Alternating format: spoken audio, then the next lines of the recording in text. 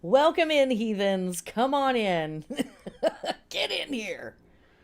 You know the huge. We're going to take these first few seconds. Well, maybe you don't know the huge. Welcome if this is your first time. It's just repeat offenders in chat so far, which is par for the course. But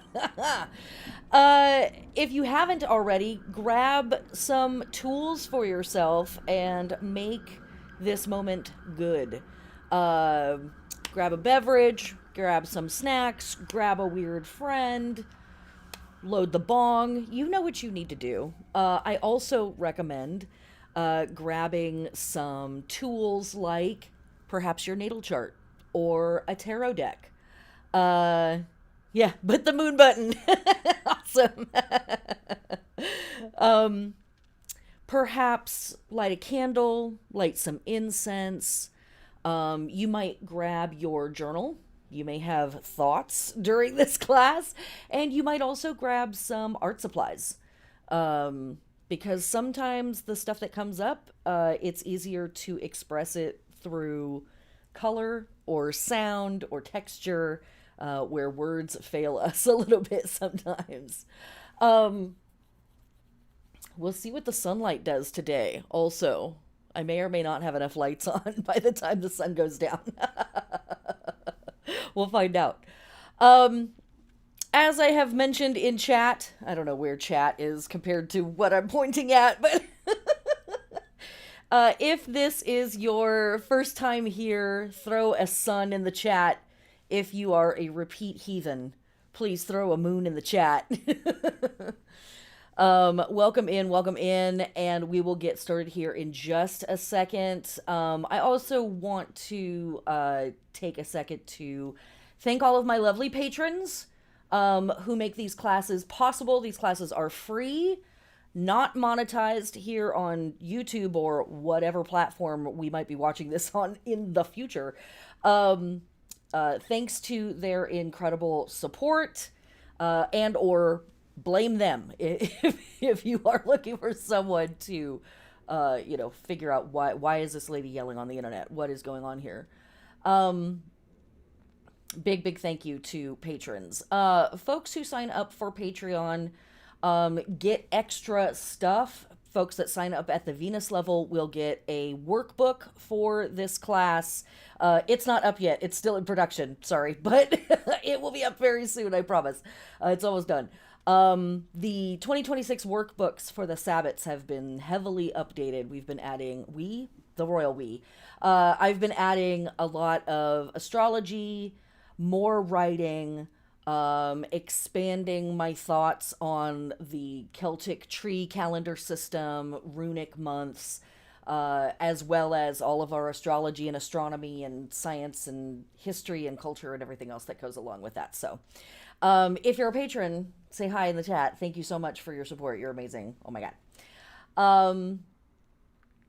Also, before we get going here, want to recognize, as always, as we always have before these classes, this class is being taught on unceded ancestral Duwamish territory. The Duwamish are the Native Americans who were here in Seattle before Seattle was Seattle and are still here. Check out the Duwamish tribe. They have a beautiful longhouse here in Seattle and hold all sorts of events all year long, classes and workshops. They're an amazing cultural resource. When I charged tickets for these classes, a percent was donated to a group called Real Rent Duwamish, which is a group of folks who voluntarily have gotten together to decide to pay rent to the Duwamish tribe, since our federal government can't seem to figure out how to recognize this tribe. And so until that happens, and also there is a petition out there where you can sign. There's, I think, close to 150,000 signatures on that petition at this point. You can voluntarily choose to pay some rent to the Duwamish, again, until the federal government figures it out. But I don't know if you guys have checked on the, it's bad scene. It's bad scene out there, so A real rent Duwamish.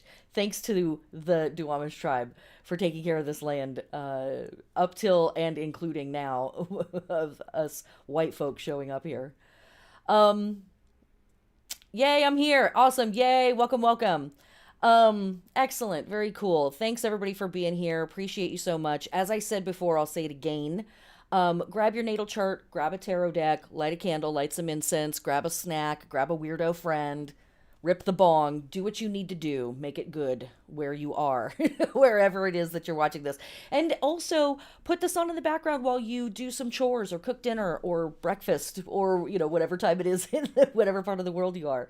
But welcome. Thanks for joining. I'm glad that you're here. A note about me. I'm a weirdo. I have what would probably be thought of as an eclectic background to my paganism, animism, heathenism, witchery, will working, weirding. I have utilized a variety of vocabulary through the eras and ages of my life to describe this thing that I do. Witchcraft, sure, that's a word we could use too, and it is deeply influenced by the traditions around the planet. I am self-taught, which means I get stuff wrong sometimes. My theories are missing parts sometimes. Always double check me, always reference me, just in case. And sometimes I'm right, but I misspeak, whatever. I'm just a human. And this whole class system that I've been teaching since 2015 on the Wheel of the Year is completely born out of my own spiritual practices and my own spiritual exploration, me trying to answer questions for myself. And these classes are one of the byproducts of that work. Also, these classes are intended to be places where recovering Christians and other folks that are sort of refugees from the variety of, Abrahamic faiths. Sorry, no offense to everybody, but sometimes it gets a little squirrely out there. Or other harmful belief systems that you've been subjected to. It's not just the Abrahamic faiths. People are, doing weird stuff out there. And, these classes are also intended to be a place where some healing might happen for you to reconnect to your native spirituality, whatever that is, which is often something that's beyond vocabulary. For folks who are thinking of themselves as practicing pagans or heathens, animists, whatever, if we're here, we're white-skinned, we're in the West, we're influenced by a lot of weird stuff, a lot of inaccurate stuff, a lot of appropriated stuff. And so these classes sometimes are an untangling of that. And ultimately, one of the things that I hope to achieve in these classes is a deeper sense of communion with all of the other humans that have ever been on Earth and are here now and are going to be here through this incredible tradition that humans have of celebrating stuff in really cool ways on purpose over and over again at the same times of year. Lots of us tend to do similar things at the same time of year, whether we are actually influenced by each other's cultures or not. And it's just one of the coolest things about the human experience. So that too is part of what I'm trying to do here. I am a she, her, but I don't really care. Gender is, whatever. During these classes, I will talk about the goddess and the god, and I will use lazy language like she or her or his or him. But really, when I'm talking about these entities or these archetypal urges or forces that exist in the universe, I'm talking about stuff that can be found in all humans at all times or during a variety of different times in our lifetime. These are energies that all of us have access to, all of us have the right to embody and work through and work in and with. So, if I get lazy in my language, don't take it to heart. Okay. I think that's enough of that.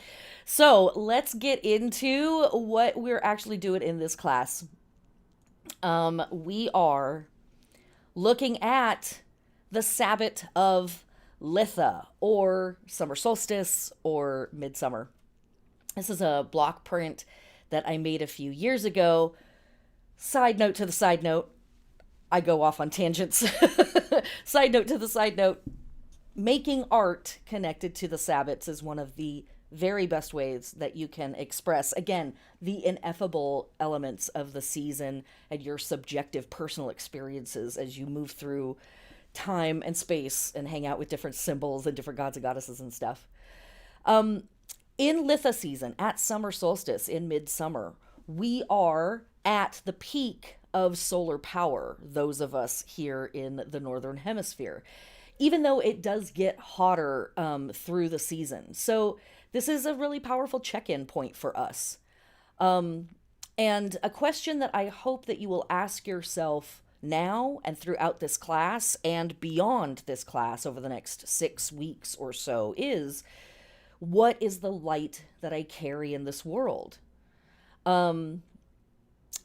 This is part of our reflection that we want to think about right now is where have I been since spring? In spring, we kick off a whole bunch of experimentation. We light a bunch of fires. We kick off a bunch of projects. In Litha, which is a name that we get from Old High German, Old English, Old Norse, we move out of that experimentation and testing ground of spring and into the commitment of some of these projects. And that commitment is really required of us in summer.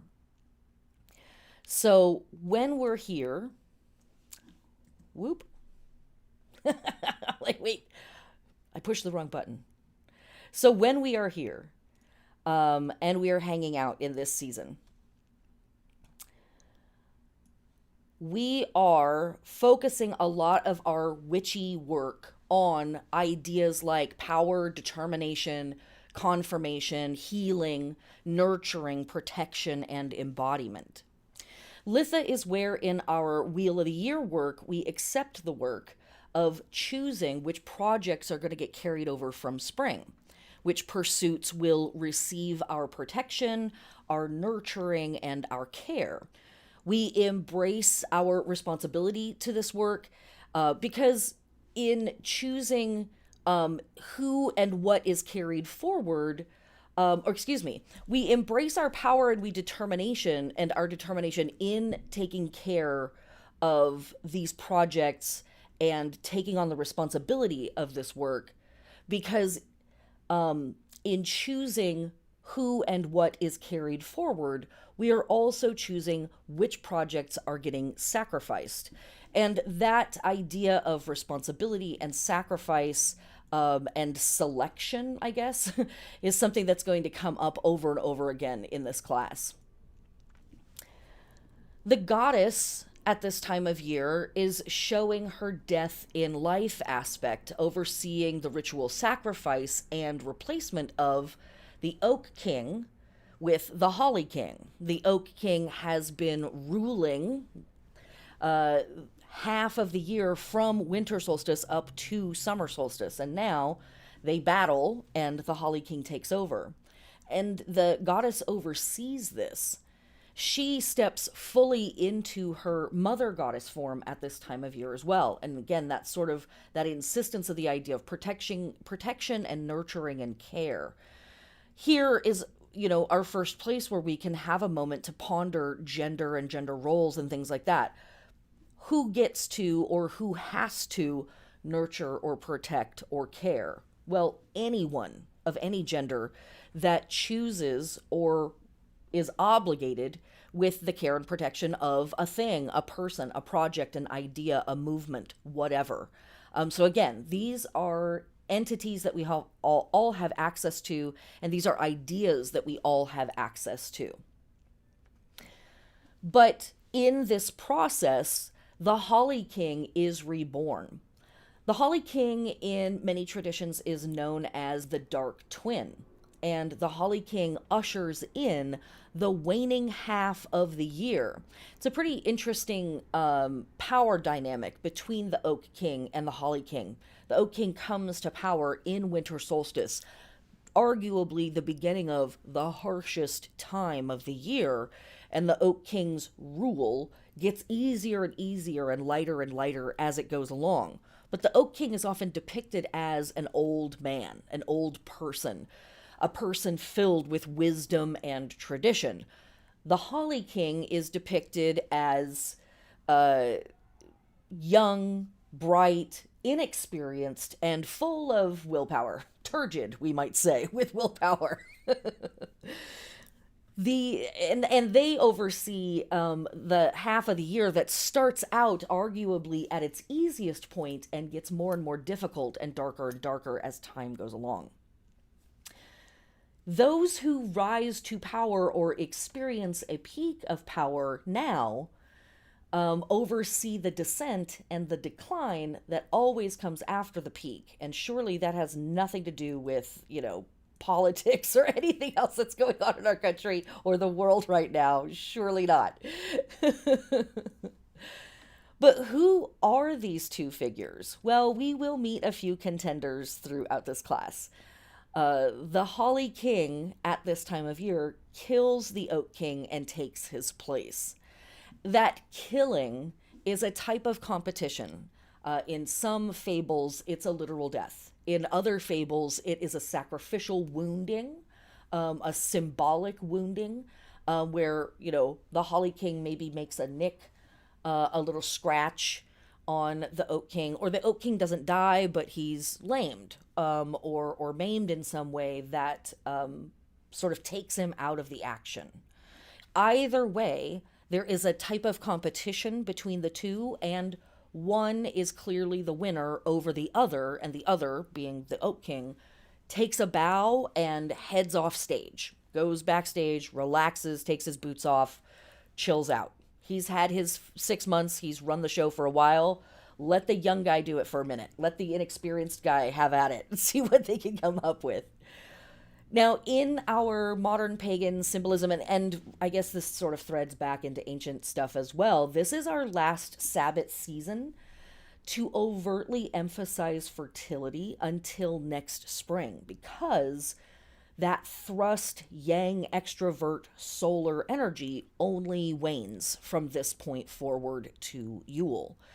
But on that note, this is also where the healing element comes in this list of words, because, as many witches know, there are traditions throughout time all over the Northern Hemisphere, Western and not Western, that gather herbs and all of the medicinal plant and plant parts that they are going to dry and utilize for the rest of the year because the sun is at its peak power. And so, in that, before we get to that, my brain's like, we're doing this. Nope, we're doing this. How do witches celebrate this stuff? Well, especially in the modern era, we light stuff on fire. Maypoles are also a big deal. And maypoles at Litha, or midsummer, or summer solstice, are a bigger deal in the very most northern places in Europe, usually speaking. Though we are starting to see maypoles being utilized during midsummer celebrations around the world in modern paganism. It's becoming more and more of a practice. Obviously, given the name maypole, we generally associate with that practice, we generally associate that practice with Beltane, which happens May 1st. But it also takes place here. Very, very traditional. Holding rituals at noon. Along with the bonfires, this is that assertion of fire energy, solar energy, holding a ritual at noon when the sun is completely above our head, high up, directly overhead. Potent stuff. Other things that we're doing traditionally around the planet and throughout time, getting naked. Going sky-clad or getting naked and running around in the woods, running around in the garden, absolutely. There is a real power that is implied or perceived in running naked, getting your naked body near your growing plants. And we see this in a lot of traditions going back very far into time. Gathering herbs, as I mentioned previously, also a big deal. Hand fasting, sex, competition, and union. These sort of all sit together. One of the most common holy day celebrations that we will see for festivals throughout the midsummer season, or the Litha season or Cancer season, are hand fastings or marriages or unions or partnerships being formed between goddesses and gods all over the planet. And many of them are symbolic. It's sort of a ceremonial union. Many of them are literal unions where sex is absolutely assumed to be happening between the gods and goddesses, or the various entities or energies or elements that we're talking about. And there also can be a spirit of competition within that. And in general, there is a spirit of competition sort of fomenting at this time of year. But competition and union, which implies something that comes together and comes apart and comes back together and comes apart, and you can take it from there. I'm sure you can figure it out. Other stuff that we see a lot of at this time of year, pranks being pulled, and silly stuff, tricks and jokes, and people pulling tricks and pranks on each other. Water fights, spiritual bathing, and we'll talk about that a little bit more throughout the class, but water element stuff, huge at this time of year. Fire element stuff, huge at this time of year. Looking for the flowering fern. This is definitely something that we see as a cute tradition, a euphemism for sex, where women would head in, or one type of person, one gender, heads into the forest and hides, and then other people come along later and look for them, and they are looking for the flowering fern. Ferns don't flower. Just, again, pretty sure you can figure this out for yourself. Other stuff that we're doing at this time is lots of stuff having to do with water. So floating wreaths on the water, floating candles on the water, floating paper boats on the water. Around the world, again, we're seeing lots of these traditions. So, thinking about all of that stuff, when we look around the planet, this is a very, very, very, very short list, an extremely short list of some of the other names that we find in various pagan traditions. Summer solstice, of course. Oh, I don't know if you can hear the cheering in the background. People are cheering for the Olympics right now, which is pretty cool. We'll talk about that in just a second.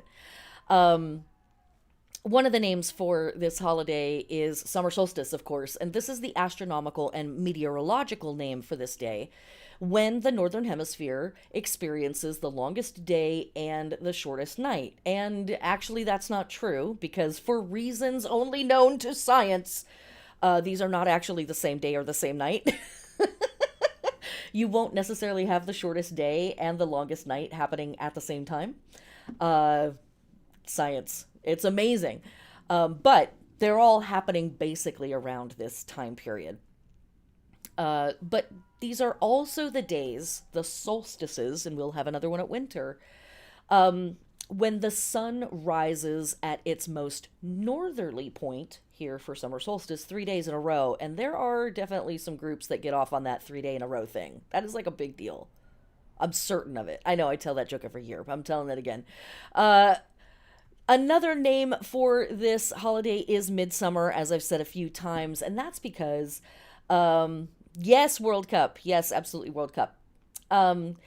Because many pagans, ancient and modern, many animists, many heathens, think of this moment right now, the summer solstice, as marking the center of the summer season when we talk about Meteorological determination or astronomical determination, we're saying that the season of summer basically starts now at June 20th. I think June 1st is also a marker, and I think July 1st is also a marker for the season of summer based on cultural movements and stuff like that. So, time. We talk about this a lot in these classes and on the podcast when I do the podcast, how malleable these systems are.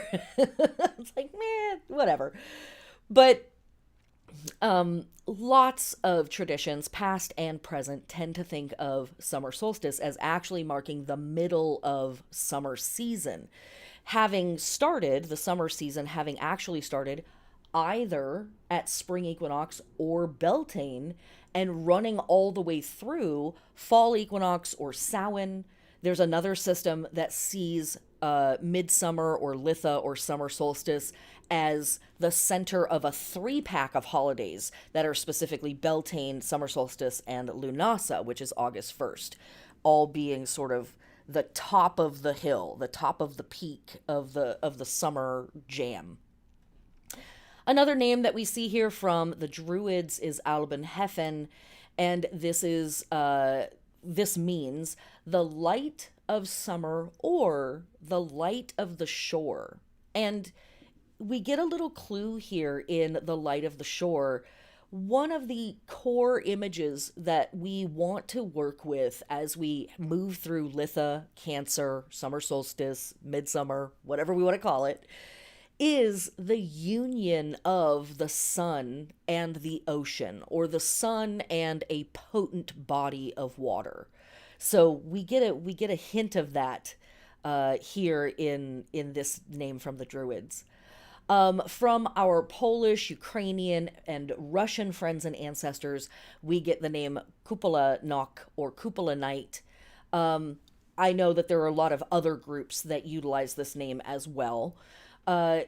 This is a quintessential collection of midsummer or summer solstice celebration. You have young couples frolicking. You have flower exchanges, you have sacred bathing, gathering herbs, frolicking in the woods, bonfires and jumping over bonfires, and the overseeing of the marriage of two deities, Yarilo and Lada. Yarilo and Lada are both spring deities who we hang out with at the end of Imbolc and the beginning of spring in their child forms.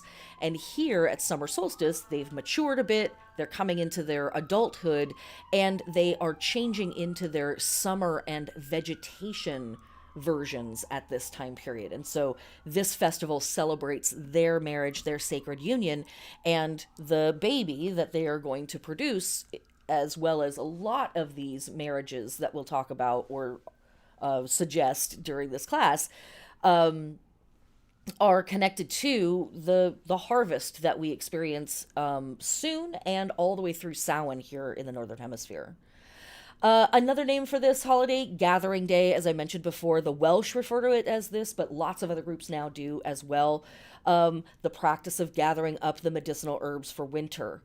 And some of the other holy days that we'll see at this time have names like the Great Mother from our British friends and ancestors, the Day of Ceridwen and her cauldron, which is an English-Welsh pagan vibe, the Night of the Chalice from our Wiccan friends and ancestors, and the Day of Ain of Nachhain, which from our Irish friends and ancestors. And these are all hearkening to ocean goddess stuff. There's, again, lots of others that could be mentioned, and I will, but but this kind of brings in that oceanic water element. This is, of course, being Cancer season. We see that connection pretty straightforwardly. Cancer being the sign of motherhood, protection, care, and nurturing. Again, this idea of the goddess changing into the Great Mother, or they're going from their youthful experimental form into their more matured, oh, I need to take responsibility for something, I guess, form. And then some of our holy days during this season focus on the Holly King and their rising power. And so in Northern Europe, we have Green Man Day. In a lot of different Slavic countries, we have Green Week. And both of these ideas or festival complexes thread into the Feast of St. John the Baptist. And this is a big old fancy festival that's celebrated here at summer solstice. And this collectively celebrates the god energy as both the virile land and the sun at its peak strength. And we see that St. John the Baptist holiday show up under a bunch of different names in Latvia and Lithuania.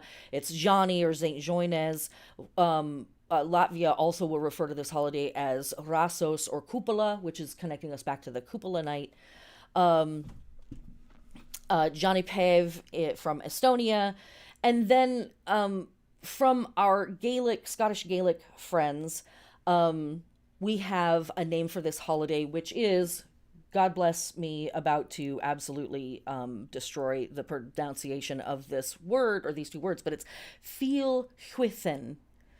And this is the Scottish Gaelic name for St. John's Day, because Swithin means, or sounds like Swithin, which means panting or breathing hard. If you speak Gaelic and I have completely destroyed that interpretation, please let me know in the comments. I didn't mean to hurt you. But again, we don't want to think of the ocean entities and the solar entities as separate. We do want to be they are separate, but in this time period, we want to be thinking of the union between the sun and these bodies of water. Okay, so that is a little bit of information about what modern and ancient pagans, heathens, animists, witches are doing and have been doing. But let's expand our purview a bit. When we look out around the planet at the global themes that come up for us, we see cultures all over the Northern Hemisphere participating in rituals and festivals celebrating partnership, marriages, life, abundance, vitality, light, warmth, and more during this quarter holiday. Side note to the side note, witches and pagans who practice the Wheel of the Year in its modern form will refer to the solstices and the equinoxes as quarter days or quarter Sabbats, and the other four, Imbolc, Beltane, Lunasa, and Samhain, are the cross-quarter holidays or cross-quarter Sabbats. And so one of the things that we see during this time period is festivals throughout June and throughout July celebrating ocean goddesses, mother goddesses, and solar goddesses. In June into July, from our Roman friends and ancestors, we have Vestalia, which is a festival dedicated to Vesta, the goddess of the hearth. This would take place all month long, with ceremonies similar to winter solstice, where fires are put out and relit, and the hearth is cleaned and restocked. From our ancient Greek friends and ancestors, we have Scirophoria, which is a 3-day festival from ancient Greece overseeing the blessing and fertility of the fields of grain coming to harvest soon. We will see them depending on where we are on the planet now and in the ancient era, basically starting from the equator going up towards the North Pole. These harvests are going to come into fruition just after summer solstice going forward. It really does begin to kick off during this time period. In the ancient days, this festival would have involved Athena and her priestesses. The modern day equivalent is still celebrated 2,000 plus years later during the Turkish festival Galabayramı, where it's a huge cultural celebration that's just like a hell yeah turkey kind of day. And also, look at all of this grain that we're producing. Isn't this amazing? And more. As I mentioned previously, during this time, we also have the Feast of St. John the Baptist for our Catholic friends and ancestors all around the world, and lots of other people who are just embedded in Catholicism. This festival specifically didn't just recognize St. John the Baptist, but in my opinion, it recognized the relationship between the Holly King and the Oak King. when they placed this holiday dedicated to St. John on June 24th, specifically, it is aligned with the summer solstice, which is in opposition to the winter solstice, where we find Christ Mass at December 24th. John and Jesus kind of having a thing. I don't know if you're familiar, but they sort of do a little back and forth dancey dance. One mortal, one immortal. Who's that sound like? If we've been taking our classes and reading along, we may know that that harkens to a sign we are just about done with. Okay. What other holidays do we have at this time of year? A ton of them. But from our Indian friends and ancestors, we have Ratha Yatra, which is an amazing festival from India featuring massive chariots pulled through the streets. Jagannath is the deity that is celebrated, a particularly symmetrical form of Vishnu, along with his brother and sister. So, siblings overseeing that. Also during this time period, we have the marriage of Yarilo and Lada, which is Kupalanak or Kupala night, as I mentioned before. And we also have Savitri Brata, the marriage of Orpheus and Eurydice from our Greek friends, Savitri Brata from our Hindu friends and ancestors, and dozens and dozens and dozens of other official marriages taking place between the eternal goddess or queen and this newly crowned god king overseeing this half of the year. And from our Gaelic friends and ancestors, we have Aunach Taltin. From our Greek friends and ancestors, we have Pan Athenia. And from our Roman friends and ancestors, we have the Games of Apollo. And from ancient Greece, as well as modern era, right now, in fact, the Olympics. Multitudes of week-long games and competitions begin now and run through the end of Lunasa. And so here is another place where we get that competitor spirit coming through in a purely platonic way. Competition through union and sex, but also competition through just pure platonic, like, sportsmanship. I am in a host city for the Olympics this year. As I said, we could hear people cheering just a few minutes ago. And that's super complicated because as a pagan, I absolutely love the chance to be in proximity to one of humanity's longest running global traditions. We are celebrating in very overt fashion the symbolism of my solar system. It's very cool to think about how these holy days that we observe and these holy festivals that we observe are crossroads in space time. And as people are, parading through the streets, which has been absolutely amazing to see. It's amazing to see the cultural pride. It's amazing to see the blend of humanity enjoying themselves in the sun, enjoying themselves watching, people kick a ball and have a good time. That's incredible. And we get to share this moment in a very real way with people throughout millennia. Like these moments here are the same crossroads as moments from thousands of years ago when people were celebrating these same things.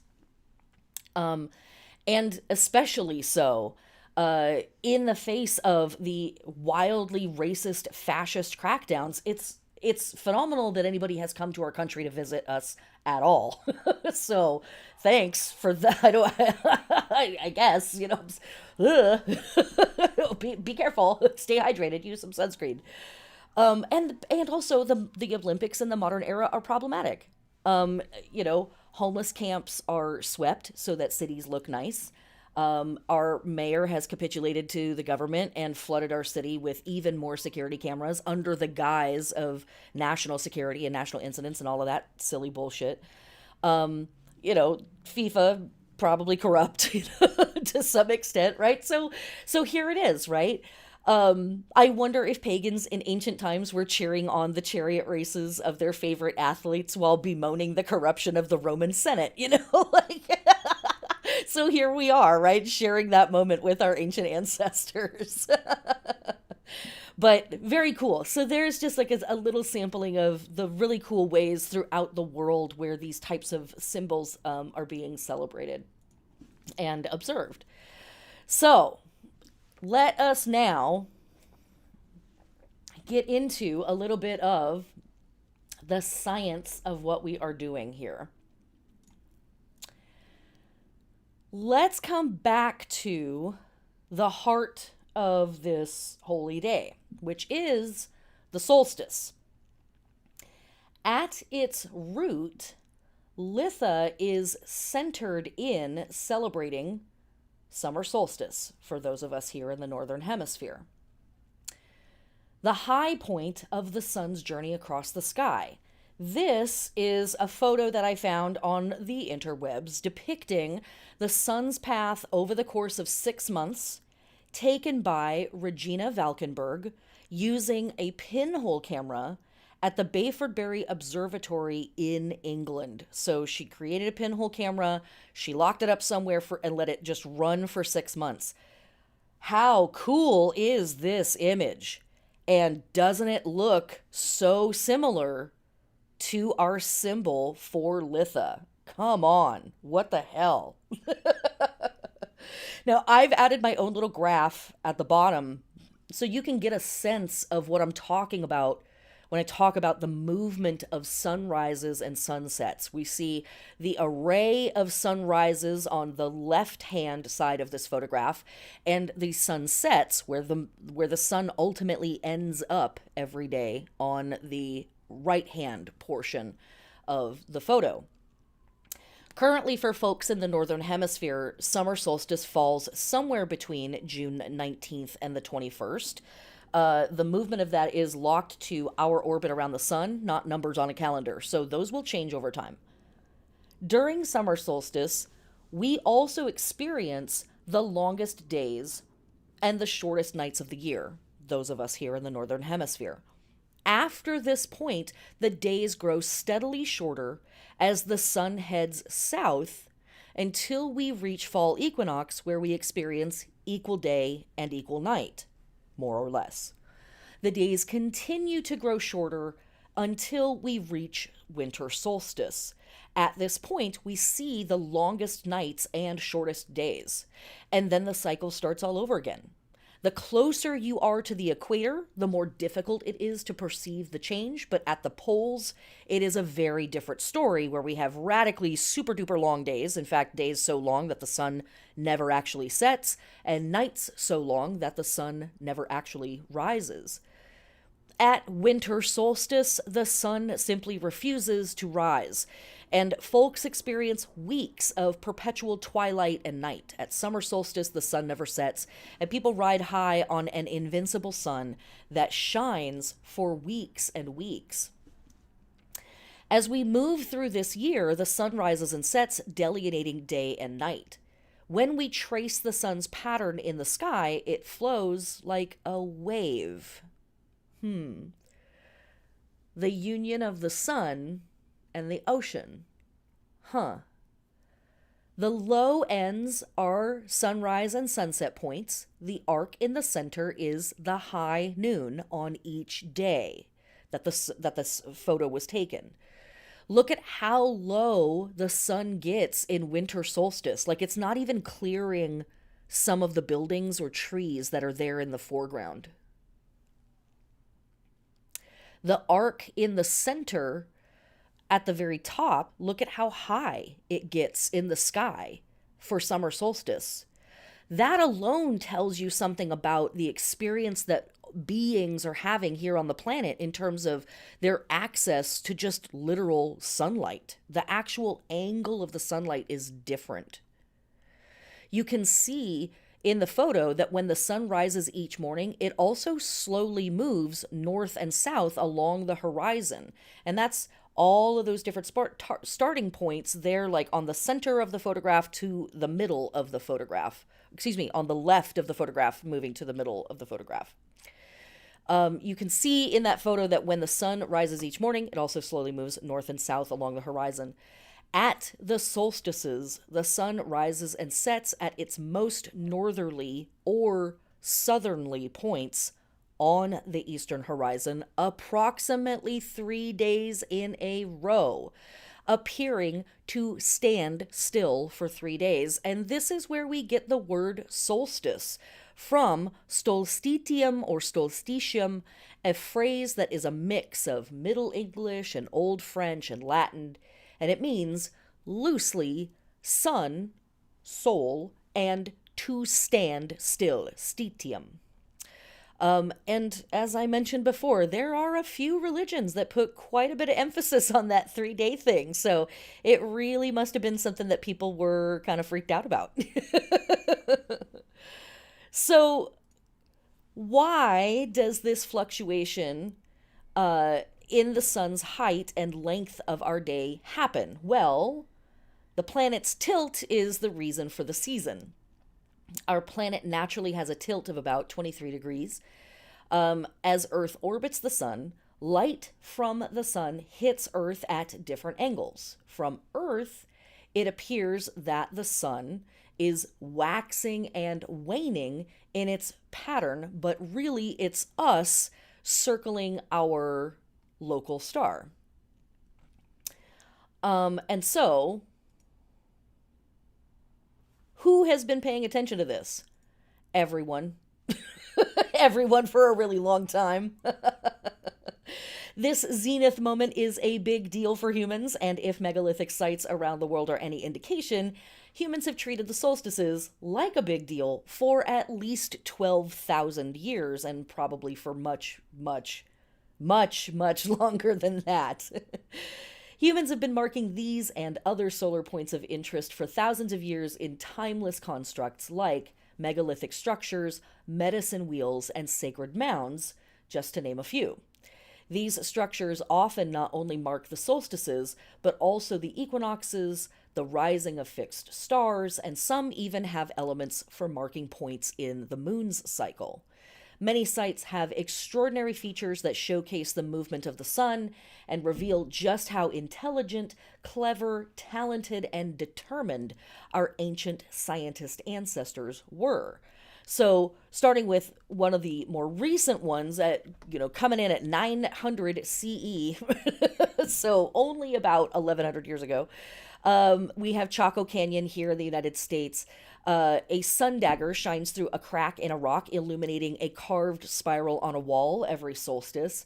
A little further back in time, we've of course have one of the heavy hitters, Stonehenge, everybody's favorite, the fan favorite, Stonehenge from approximately 3000 before current era BCE. On summer solstice, the sun rises directly over the heel stone, which is that rock that's standing off to the right in that picture there. Let's go back further in time. 7500 BCE, we have Hagarkim Temple in Malta.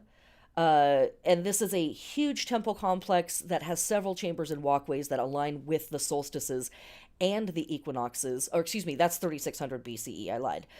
7500 BCE, that's our old friend Nabta Playa, which we find in southern Egypt, towards the mouth of the Nile.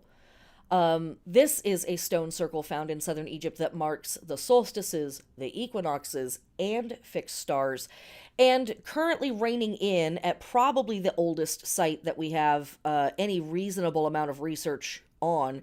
We have Göbekli Tepe, but we also have Karahan Tepe and Katul Hayuk, all more or less in the same regions. This site is decorated with animals. This is also found in Turkey. Our old friends, Turkey. They're doing it out there in Turkey, guys. Come on, pay attention. Decorated with animals that match the zodiac, perhaps, right? We don't want to automatically assume and project our modern systems onto ancient stuff that we're finding. Could be the same, might not be the same. But also seems to have monuments that are in alignment with the solstice. But a group of megalithic sites that I think don't get enough attention are our medicine wheels across Canada and America, all across Turtle Island. And these shapes are powerful. Some of them obviously are pretty simple, but some of them are pretty expansive, and some of those look like that graphic that I made with the planets. Interesting. Um, as people have spent time studying various medicine wheels, these are some of the sites that we see where, because of the way that they were made, more granular calculations were possible. Most medicine wheels were made with stones that were easy to pick up and move. Some of them bigger than others, obviously not intended to be moved very often. Some of them relatively small and easily could be moved by a single person. And they were living calendars, is the gig. We see even in places like the Big Medicine Wheel in Wyoming, where colonization showed up and stopped their timekeeping. Like we can almost track it down to the week because of the lunar cycle. And that's why you see these with lots and lots of little dots, because all of those represent small stones. Again, sometimes they were pretty big. Sometimes some of these stones, it's different in different places. Some of the stones would be obviously permanent, but many of them were obviously small enough so that they could be picked up and moved, so that the movement of the planets, the movement of the constellations, the movements of the moon could be calculated in these calendars. Really, really incredible. Now, let's take a moment after looking at that to look at this. This is a very small collection of the way that the sun has been depicted throughout time and throughout a variety of different civilizations. The Egyptian symbol going back thousands of years, right? Folks say that, a lot of these symbols are generated somewhere in the 4000 BCE era, approximately 6,000 years ago. But there's also a lot of research coming through suggesting that some of those very earliest hieroglyphs that we think of from that era came from a previous era, which again, years old. What I love, one of the things I absolutely love about that is you absolutely see the curve of the sun in the sky in that serpent shape around the sun. I've been doing this for too long.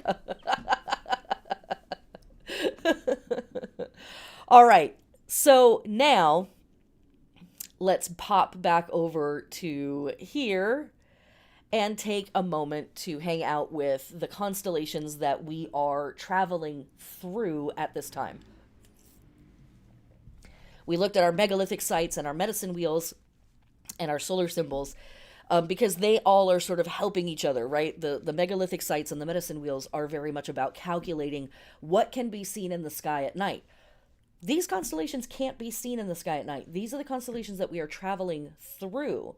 But the fixed stars that we work with in these constellations inform us through myth of a lot of the symbolism that we're working with. We're not going to get into that because this class would be 7 hours long. And my throat would probably give out. My voice would probably give out at some point. Maybe? I don't know. I am a yap master. But one of our biggest stars that we work with at this time of year is the fixed star Sirius. And the heliacal rising of this fixed star was a monumentally important event in ancient Egypt and lots of other communities. But Egypt would set their calendar by it. A heliacal rising or helical rising is when a star in the sky rises just before the sun. And you will see the star on the eastern horizon suffused in the glow of the sun that's about to come up. It's a very auspicious moment for folks that like to do magic or incorporate fixed stars into their astrology.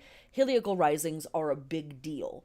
And so big that Egypt, at one point in the vastness of what we think of when we say the word Egypt, they set their calendars by the rising of the fixed star Sirius.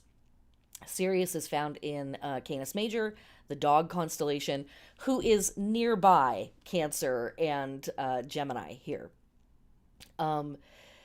And a couple of the other fixed stars that will actually rise during our time period or during this time period, are Castor, Pollux, and Procyon. And you might be thinking to yourself, but wait, Castor and Pollux, isn't that part of Gemini? Yes, because that's where the sun appears to actually be traveling in the sky. This is sidereal astrology slash astronomical calculating versus the Western tropical astrology that we use in the West, which is about 2,000 years behind, give or take.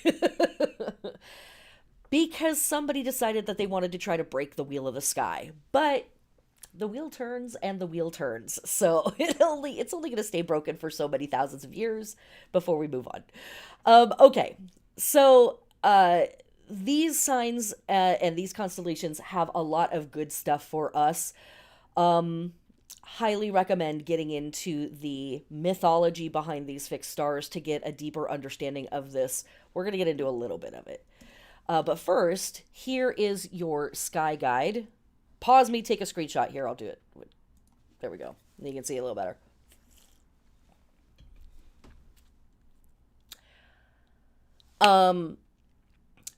Sorry, that water really hit. It totally distracted me.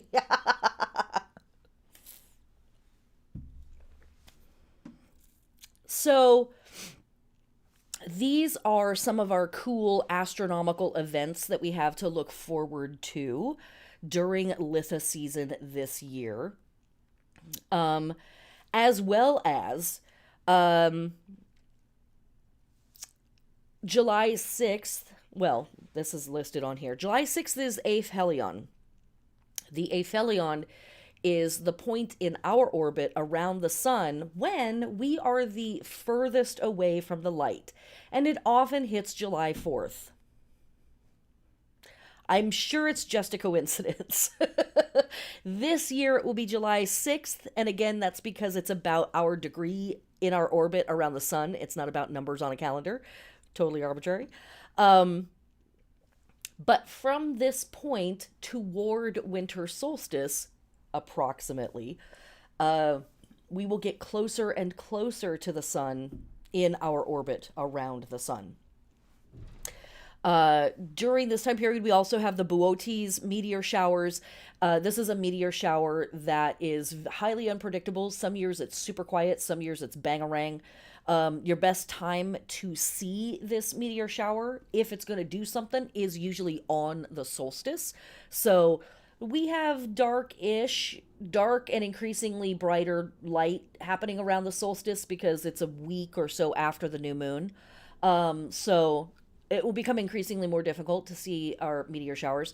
Meteor showers, side note, we see a lot of them during seasons when ancestor worship and ancestor festivals take precedent. And we definitely have ancestor elements in Cancer season and Litha season, absolutely. We also have the Alpha Capricornids meteor showers, and that's because Boötes and Pegasus and Capricorn are all at the top of our sky, which I'll show you here in just a second. What else is happening during this time period? Anybody living north of 55 degrees latitude has an opportunity to experience noctilucent clouds. And those are clouds that you can see at night. They are lit up by the sun because of the angle of our planet and the angle of the sun and where the light is hitting versus where the clouds are in the atmosphere. It's a very cool phenomenon. It only happens during this time of year. It only happens for folks that are closer to the top of the planet. As well, as I mentioned, what's going on in the sky actually at this time? Well, the Milky Way is overhead at this time of year. And so whenever we have our June new moon, we just had it, this is the very best time to try to get out of town, go find some dark skies or some areas that have very little light pollution, and go get a glimpse of our home, our larger neighborhood, the Milky Way. Very, very cool, as well as all the constellations that are super close to the Milky Way. Okay, so now we are going to get into. Actually, I'm going to pause. I'm going to take a mo. Um, and give you a second to breathe, refocus, and recalibrate because we are now going to get into some heavier material. We're going to talk about the astrology and the symbolism that comes up with that. We're going to talk a bit about the actual astrology of this season, Litha 2026. We're going to talk about the tarot, and how all of this symbolism sort of coalesces. So give yourself a second, go pee. I'm gonna give us 30 seconds to get our shit together and come back. All right.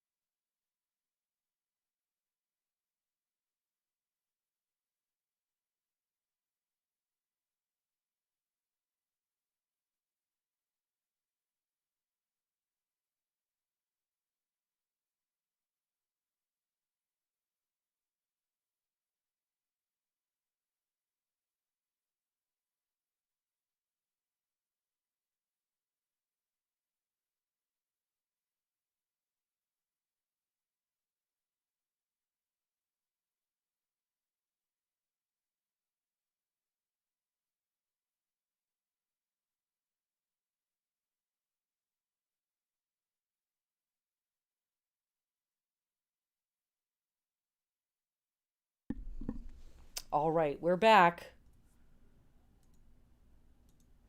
There we go. Okay. So that's our sky guide of various astronomy stuff that's happening, our meteor showers, our heliacal risings of various stars, our moons, all of that good stuff, and when the sun is entering what and doing what and what it's what. Okay. Dun dun dun dun. Okay, let us now actually get into the. Oh wait, I wanted to show you this too. Nope. There we go. Dun dun dun dun dun dun dun. Okay, that's all. Okay. If you haven't already, go get your natal chart. I should have said that when we were taking our break. Whoops. I'll figure this whole thing out eventually. It's only been 10 years of teaching these classes. Surely I'll lock in eventually. Okay. So grab your natal chart, take a look at where is Cancer, what house or houses in your natal chart connect to the sign of Cancer. This is where, and to a lesser extent, Capricorn, as we'll talk about in just a second, this is where every year you're going to feel a level of intensity, a deepening of focus, a more conscious awareness, whatever, right, of the general themes of this time of year, plus the general themes of the house or houses connected to Cancer in your chart. Come see me for a reading if you want to know more about that. Link in the bio, blah, blah, whatever. But I hate that shit, god damn it. But do pull out your natal chart or pull it up on another screen or whatever and take a look at it. Okay. So in Cancer season, we are hanging out with a sign that is a water sign, which means that there is a deepening emphasis on our emotional realms, our relationships, our partnerships, the way that we come into wet connectivity with people, previously informed by various topics earlier in the class. It's the stuff that we might get real protective about to the point of being clingy, or real protective about to the point of being like overly cautious and like safety minded to the point of, you know, sacrificing, I don't know, say civil rights perhaps in the pursuit of safety. Okay. Nationalism comes up for us during Cancer season. But water also called, sorry, I was getting ahead of myself there. Water also calls in our intuitive work, our psychic realms, our spiritual realms. So, cardinal water sign, meaning that it wants to kick stuff off. It wants to start things. It wants to, take the recalibration of the mutable sign Gemini that is just passing.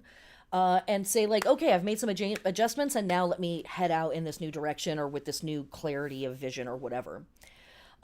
This sign connects us to the tarot card, the Chariot, which we will talk about at length here in just a few minutes.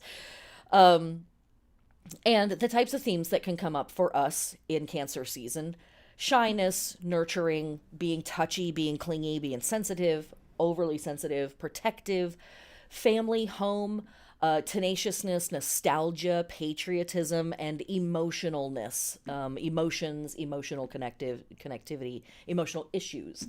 As well, because I only have so much space on this page here, as well, we want to think about things coming up from the past with the sign of Cancer, our memories of things being very influential, our emotions being influential over the ways that we do stuff. More so than whatever is normal for us, right? If you're thinking to yourself, like, I'm a highly unemotional person, you may be a little bit more so during this time of year, or at the very least, aware that you have emotions, which can be a massive affront for some people. I get it. I know. I'm sorry. I didn't do it. It's just what we do in this time of the wheel. So when the sun hits that solstice point, it's also time to step into our summertime energetic stride. It's time to grab the reins of the Chariot and try running a few races. The wise and patient Oak King has been supplanted, as previously mentioned, by the young and potent, he's pretty potent, Holly King, who is eager to make a mark on the world before their time runs out. Our tender buds have gotten dusted, and it's time to start producing some fruits with all of this power flowing around us. Moving further into Litha, the energy of the season wants us to commit to some stuff. Cancer vibes want some emotional security after all of that sampling in Beltane. As we step into the season, we may want to make a family with all of these new people that we've met, or make a home, or make a nest.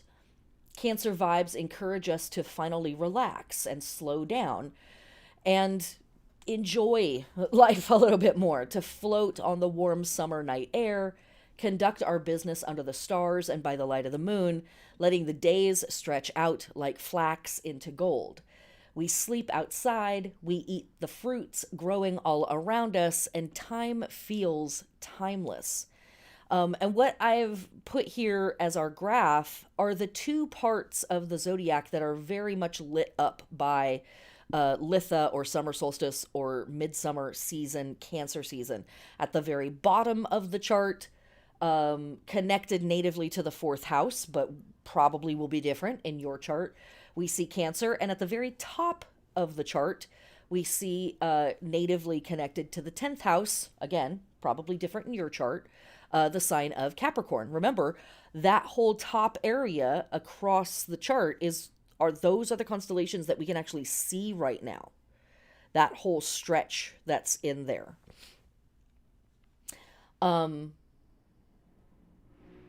And what I've pulled up for our chart that's actually in this graphic is the chart of the moment of the summer solstice, which my time is 1:24 a.m. Pacific Standard Time, June 21st, later in the day on June 21st for everybody else around the planet. Just about later in the day for everybody else around the planet.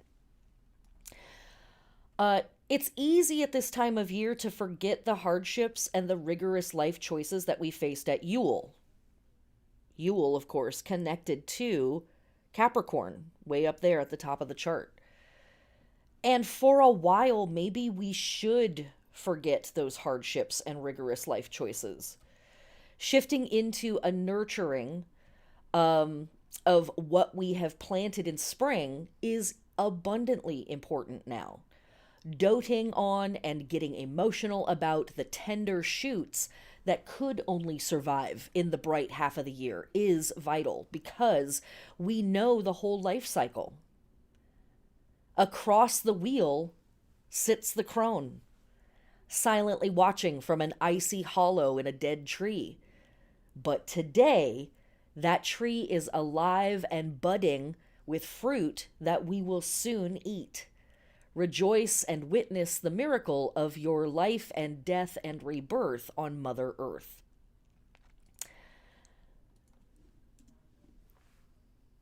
Is it all wine and roses for our astrology this Litha? No.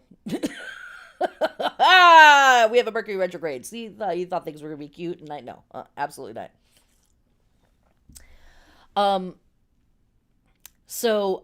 First off, our astrology for this season starts off with a Mercury retrograde at 26 degrees of Cancer, and that kicks off a week after summer solstice.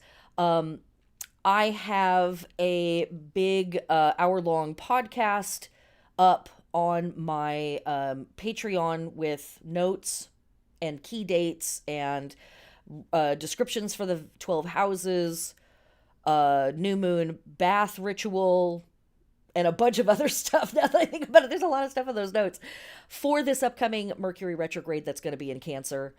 And then this is immediately followed by Mars conjunct Uranus squaring the nodes. Lots of opportunity for arguments and people popping off. This retrograde in Cancer connects to other Mercury retrogrades in all of our water signs this year and in next year. So I'm encouraging people to just slow down and refocus on relationships and who helps you create safety. And like I said, there's more on Patreon if you want to know more about this upcoming thing. Also, I put up some memes on Instagram for free, so you can have that. Here, though, is the main work for us. We will have our full moon in Capricorn at 8 degrees on June 29th. And then July 14th, we will have a super new moon at 21 degrees of Cancer. This full moon with Capricorn will be the honeymoon. The first full moon after summer solstice every year is called the honeymoon, regardless of whether it happens in June or July.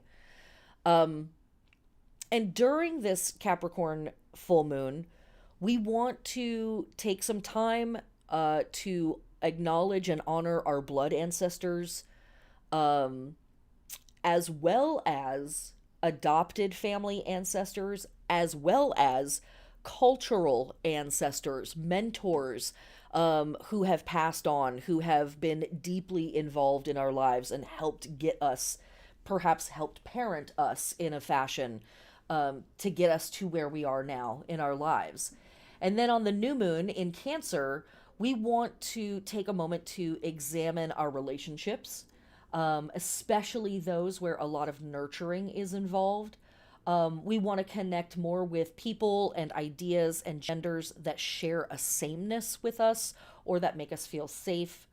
Meditating on a parent, big asterisk there, right? Of like, who gets to qualify as a parent for you? You decide that. Who is the same gender, whatever that means for you. And how are you similar and how are you different? How did you take what they gave you and grow from that place? How much have they influenced you? This might be difficult work. Who doesn't have baggage with their parents? Not me. I got plenty. So, take what feels right and healthy for you here. Leave what doesn't. You got free will, witch, and I hope you exercise it. So, and again, this work may be difficult and happy or difficult and not happy, right? Or, this might be a moment of like, wow, I haven't thought about this in a long time. Let me check in on this a little bit and see how I'm doing. Okay. So, what do I have next? Oh, that. No, we're not ready for that. Okay. I'm going to go back to this. So, A little bit more on our astrology. I started to talk about this Mercury retrograde that we have going on, and our full moons and our new moons to help us with this. But generally speaking, the as I said before, the astrology of Litha season 2026 is pretty spicy. We've got this Mercury retrograde. We've got Mars conjunct Uranus square the nodes. 2 weeks later, we have Uranus, Neptune, and Pluto all making aspects to each other at 4 degrees of Aquarius, Aries, and Gemini. Very potent stuff. People with any placements at 4 degrees of Leo, 4 degrees of Sagittarius, or 4 degrees of Libra.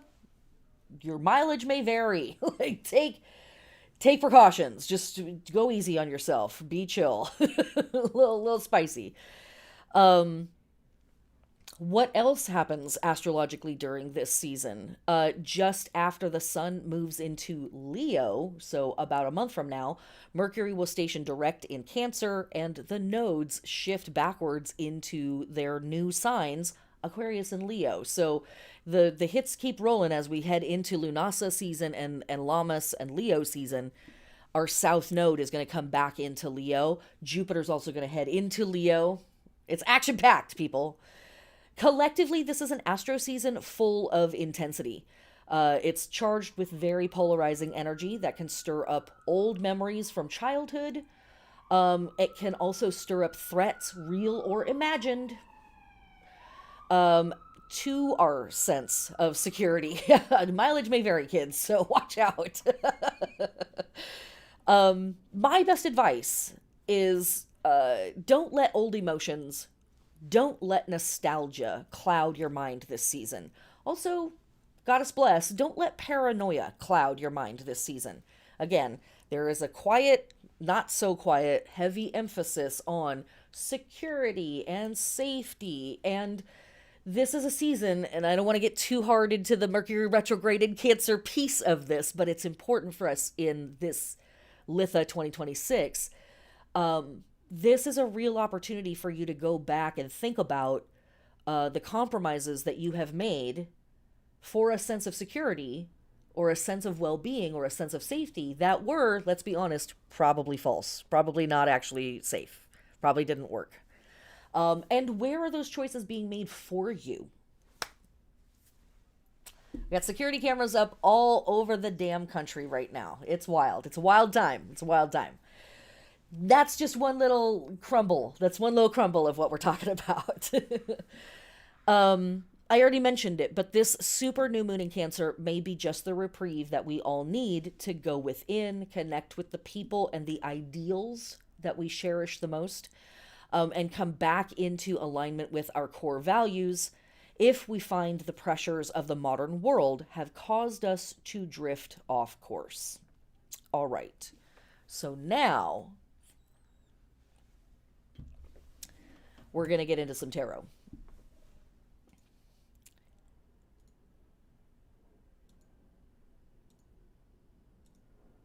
There we go. I highly recommend taking a moment and pulling some cards out of your deck. You might pull out just the Magician, the Lovers, the Chariot, and the High Priestess, but you could also pull out Strength and the Sun if you wanted to. You could also pull out the 2, 3, and 4 of Cups.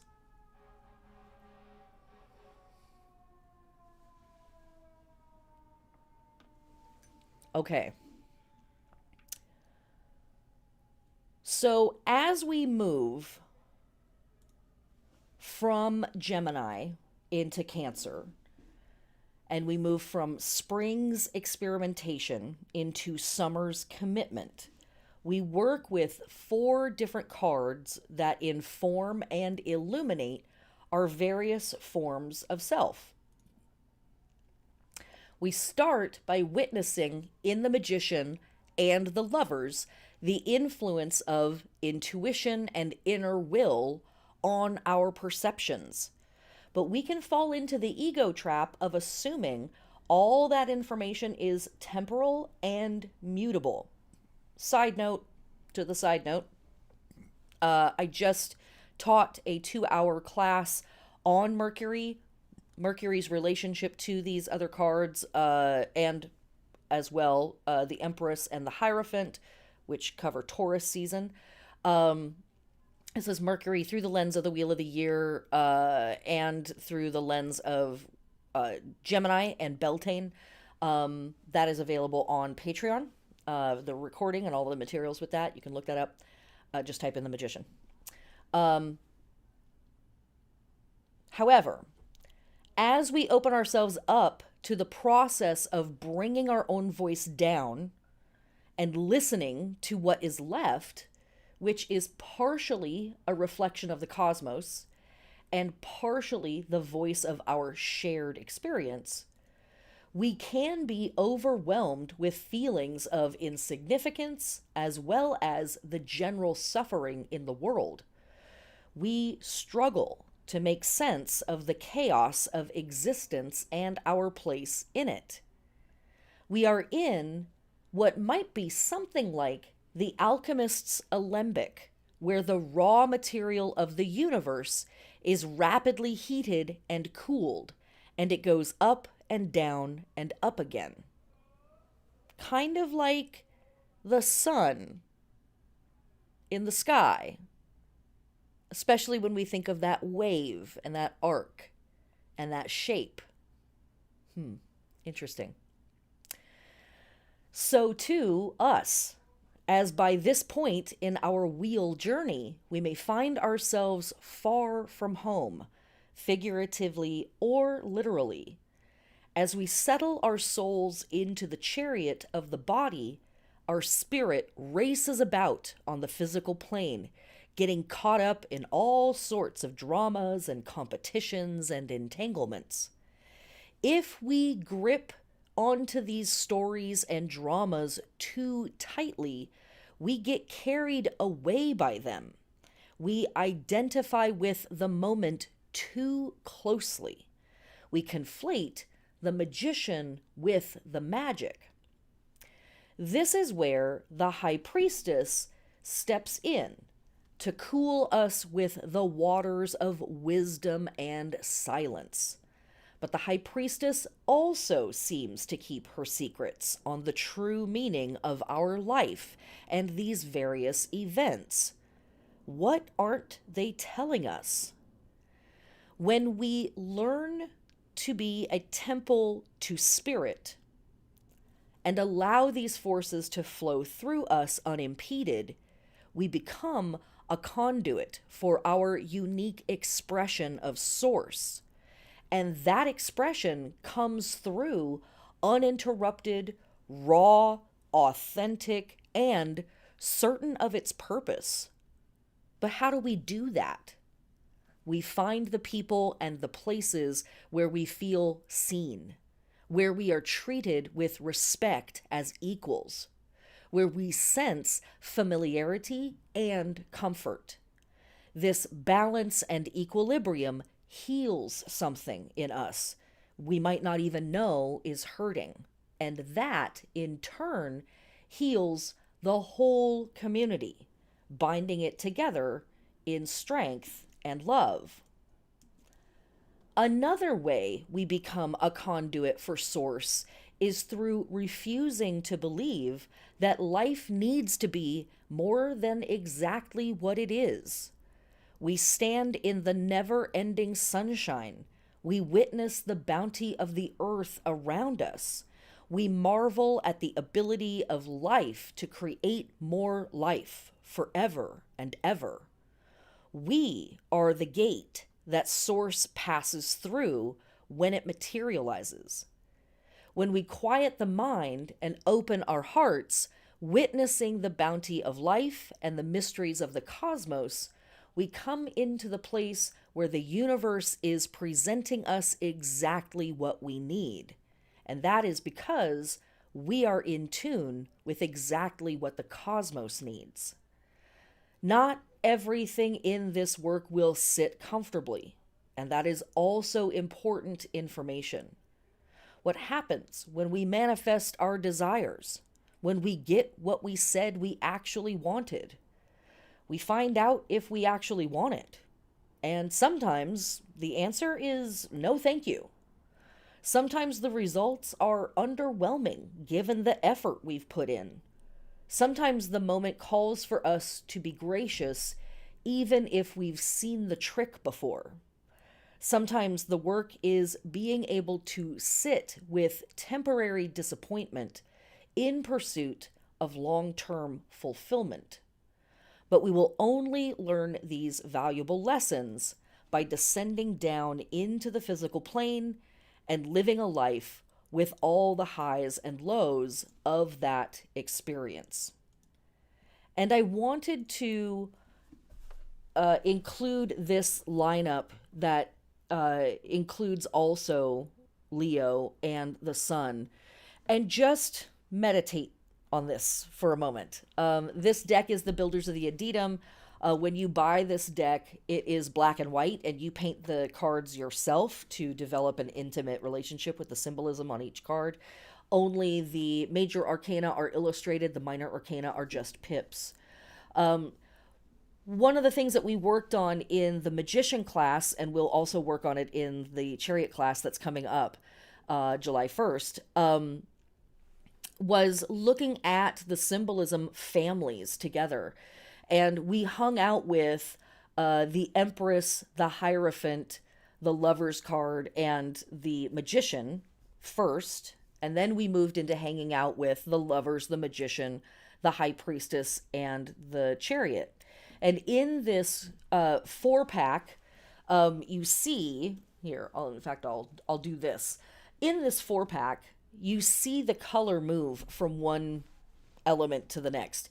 In the Magician, there's almost no blue at all. Blue connecting us to our emotional realms, our spirit realms, our psychic realms, our intuitive realms, relating realms. There's almost none of that in the Magician. The Magician is solo dolo. They're out there doing their own thing, and they're focused on their work, and that's what's what. The only blue that might be perceived in that card is the blue-gray Ouroboros serpent that they have as a belt. In the next card, in the Lover's card, we have this brilliant orange or orange-yellow sun in the sky. The body of this angelic being is bright yellow, and the sky below is blue. So there's orange and red and yellow up above, and blue down below. When we move to the Chariot card, we start to see those colors switch places. We have blue and yellow up above, and we have blue and yellow down below, with the yellow wheels of the Chariot and the blue water that's in the background. Yellow, of course, being our mind, our intellect, our ego, our sense of identity, also kind of wrapped up in that orange and red in there as well. And then finally, we move to the High Priestess. The black and white and black Sphinx have now become these separated energies holding up the tapestry above or behind the High Priestess, similar to the pillars holding up the tapestry over the charioteer's head in the Chariot card. Similar but not the same, but similar. The color blue has really taken over in the High Priestess card. It's all emotion, it's all feeling, it's all vibes. It's all memories, it's all of that good stuff. And where do we find yellow? Right at the very, very bottom of the card. Yellow is the floor. Everything else has been taken over by blue, the border, the background, the sky in the background, the water in the background, and of course the dark blue robes of the High Priestess, with their water sluicing off, interestingly, in the same direction that the Magician is pointing in as well. And something that we talk about a lot in these classes is these little hand gestures and these pieces of symbolism.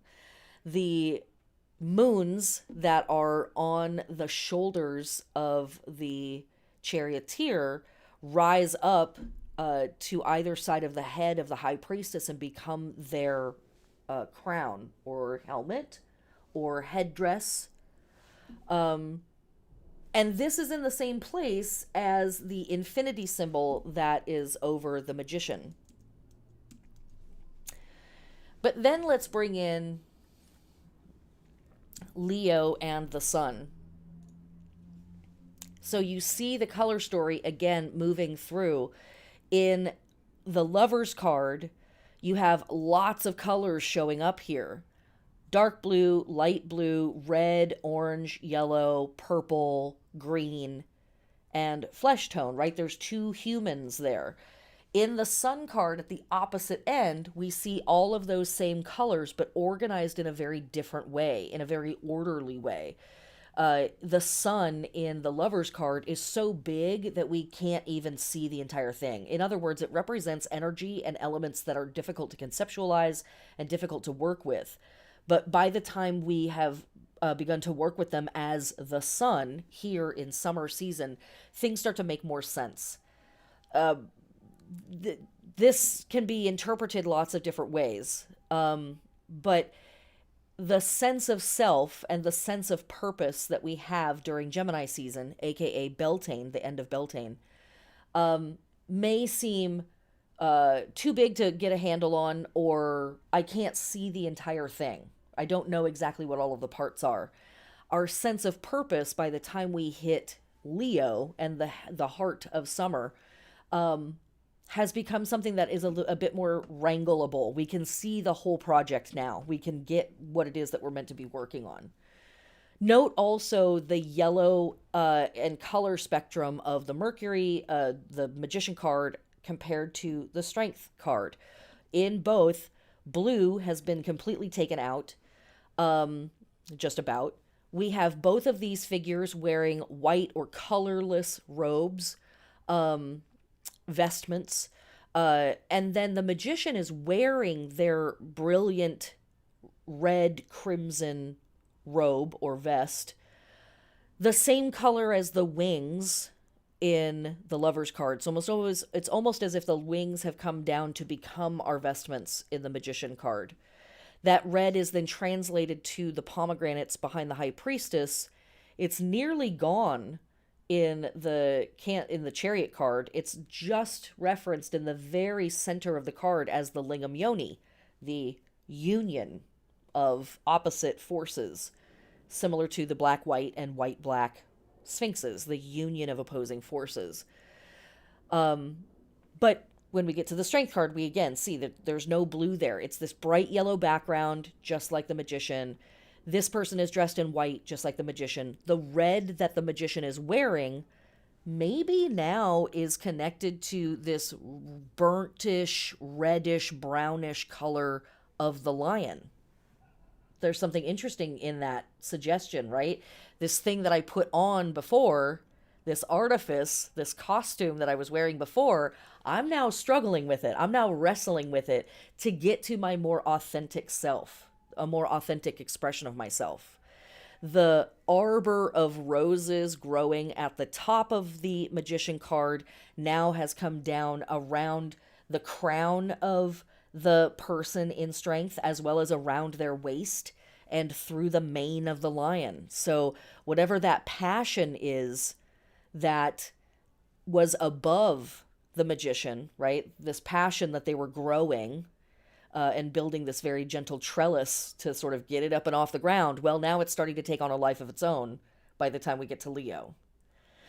And then, this again, the Sun card being a very interesting reinterpretation of the symbolism that we see in the Lover's card. So there's a lot of stuff here for us to work with in terms of managing ourselves, handling ourselves, getting a grip on what it is to authentically express ourselves in the universe without getting carried away by our various exploits and adventures and entanglements that we've discussed. But also being able to make the best of these things. Okay, so we're nearly done. I raced through. I'm like looking at the time. I'm very surprised how early I'm going. Like, what did I forget? I forgot something. I know one of the things that I did forget already is about the gate of man versus the gate of God. So, briefly, we'll pop back into the astrology astronomy section because, look, I'm a professional. I've been doing this for over 10 years. I know this is all intentional. Check it out. It's trippy. Woo! Okay.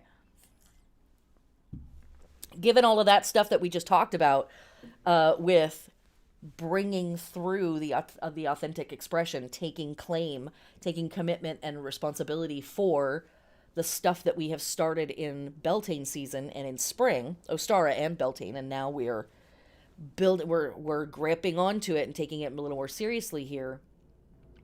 One of the things that we didn't talk about before is the gate of man.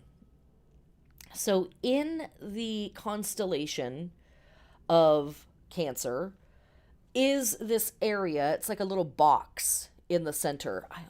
I remember taking notes on this. What did I do with those notes? Now I'm gonna go crazy going back through my notes. Like, where is it? I know it's here. Damn it! What? Bah. All right, whatever. It doesn't matter. Um,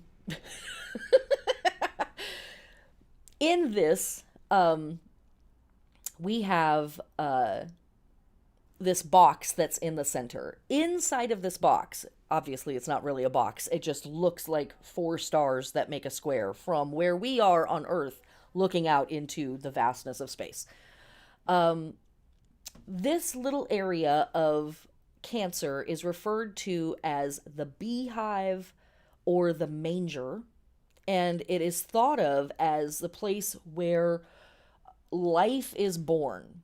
The Chaldeans referred to this stretch of sky that sort of covers this avenue of Cancer and beyond as the gate of man. And they very much saw it as the place where souls descended down onto the physical plane.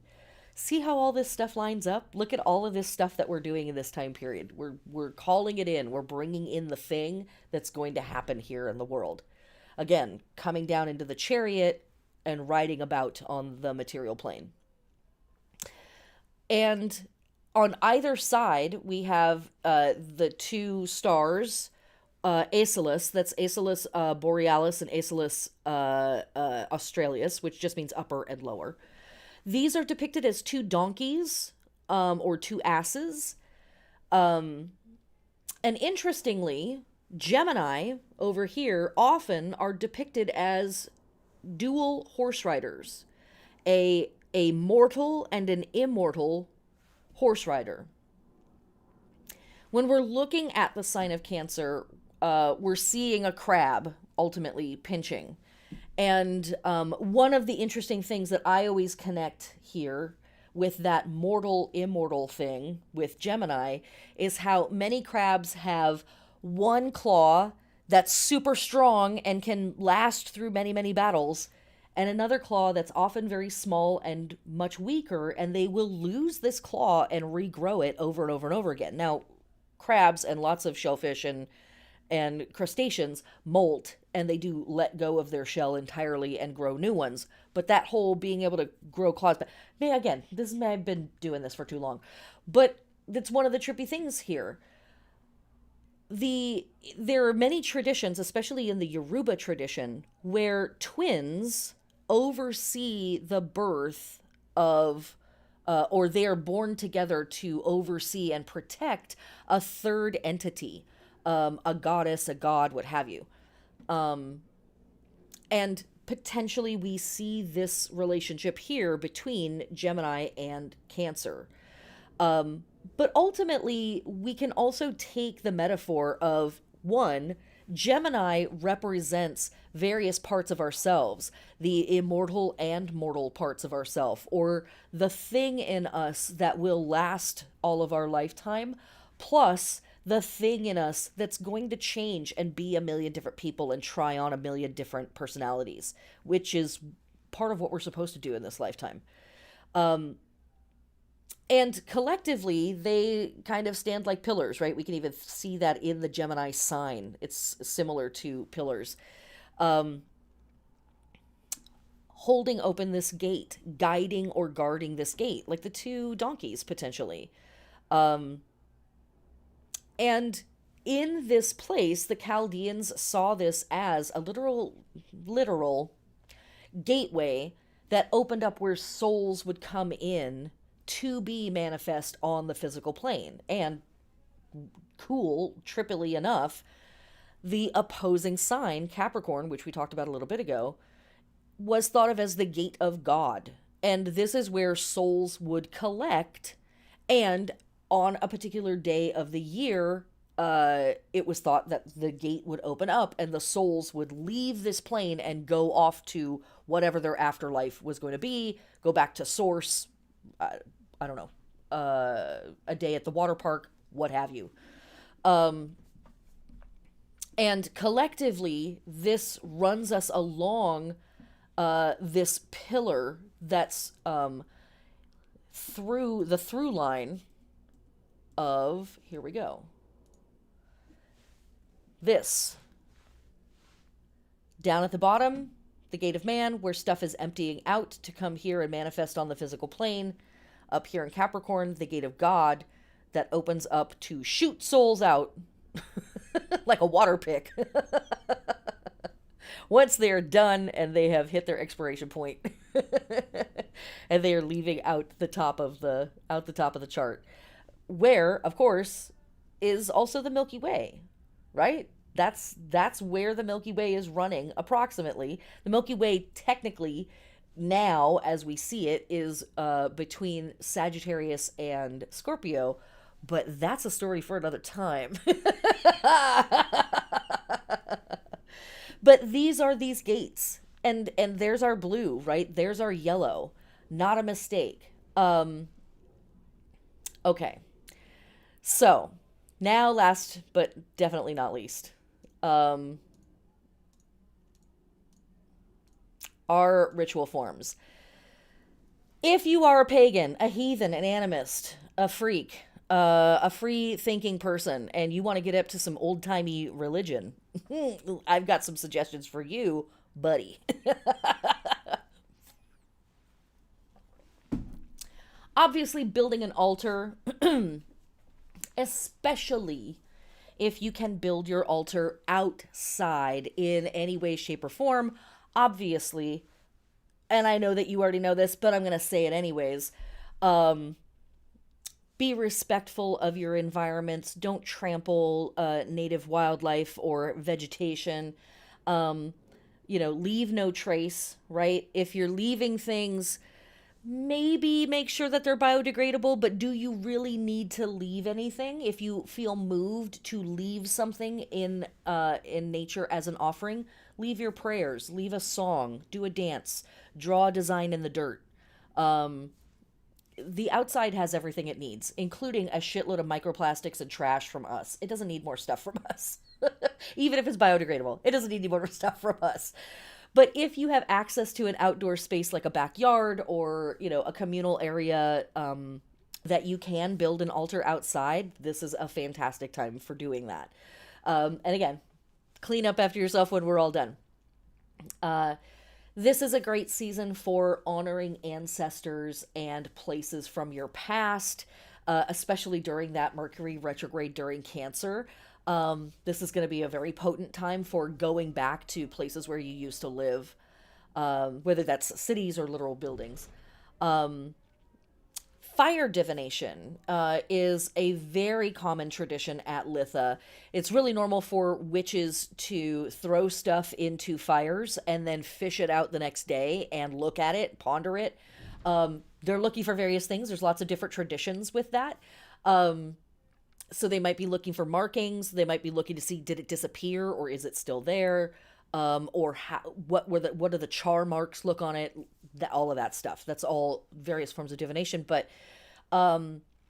bonfire divination is also really common. And in areas where lots of bonfires are lit, looking out across the land and counting the number of bonfires, or sort of letting your eyes drift over the bonfires across the land and seeing what shapes and symbols you see, all of that, as well as obviously fire scrying at the bonfire itself. Protection rituals. I don't know why I didn't put this on here. I think I put it on the traditions. Protection rituals and spells also very, very appropriate at Litha. First off, we will see protection rituals and spellcraft at, I think, all of the solar holidays, the equinoxes and the solstice, because we are shifting into the new season, we're shifting into the new solar cycle or the new portion of the solar cycle. And so there's this sense of like, we're in a new thing. We need to reseal stuff. We need to reward our territory and reinforce the protection rituals that we have. So a fantastic time to do it regardless, but also definitely connected with Litha and summer solstice because of all that stuff I was saying before about how we are taking responsibility for our duties, our obligations around whatever the projects are that we're going to see to fruition. And so we're creating some protection around that. That's our crab energy there for us too. Other stuff that we might do during this time period, walking a labyrinth, highly potent. Playing in the garden. As I was mentioning previously, sex and sensuality, whatever those words mean for you, very, very potent near the vegetation, near the plants, all of that good stuff. So group up the house plants and get frisky on the living room floor, or whatever you got to do. It's good for everybody. Staying up all night, holding our rituals at noon. This kind of honors that thing of like, night is so short, the day is so long that we can stay up all night, boom, boom, have our rituals at noon, da-da-da. Paper boats, sacred bathing, and any of those rituals that are bringing us back to water and water sources, honoring the water sources as well as washing ourselves in those sacred waters.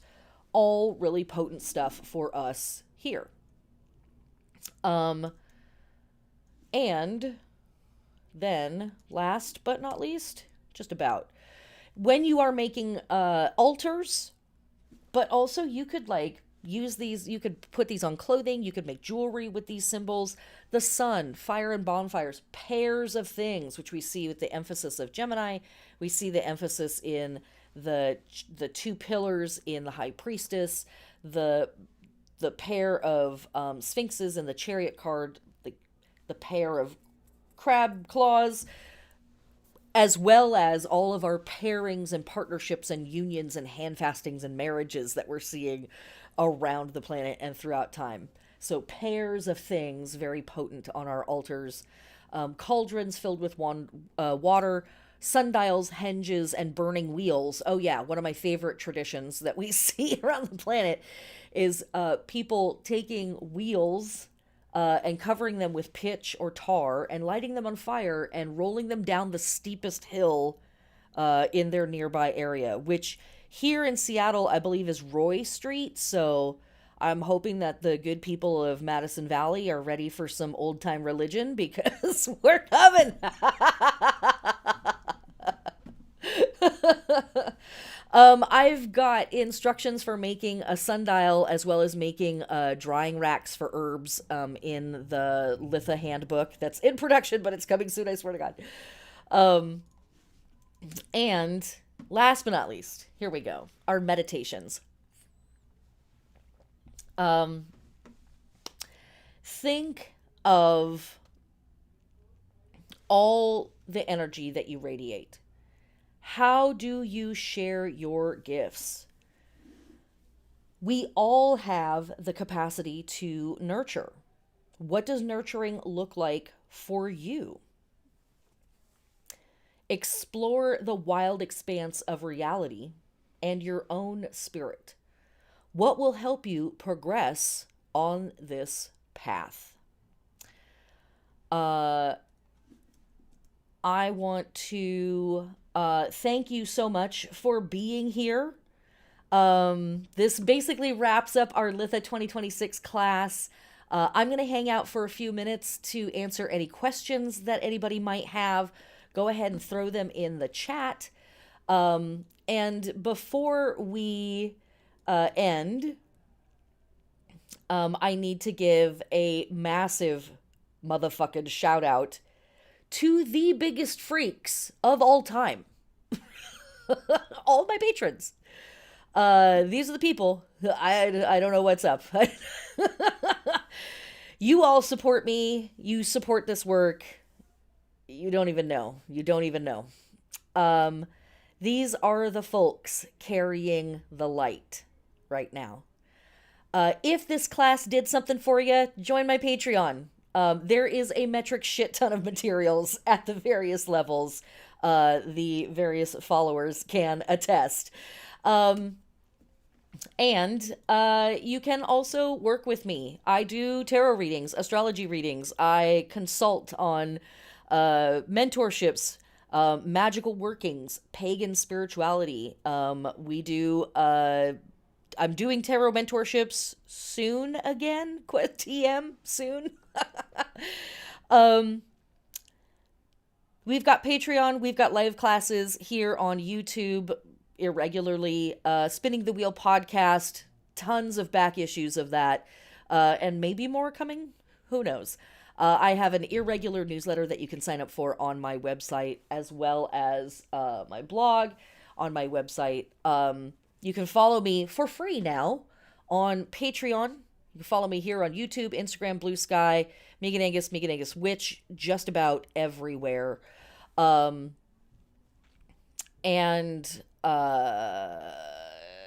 know, I'm menacing the internet. What can I say? I'm out there doing weird shit. Upcoming classes, as I mentioned before, I'm just flicking through slides at this point. I've got the Chariot class on July 1st. That is going to be free to attend for anybody subscribed on Patreon at the Venus level and higher. The recording of the class and whatever materials come out of that class will be available for download for everybody subscribed at the Sun level and higher on Patreon.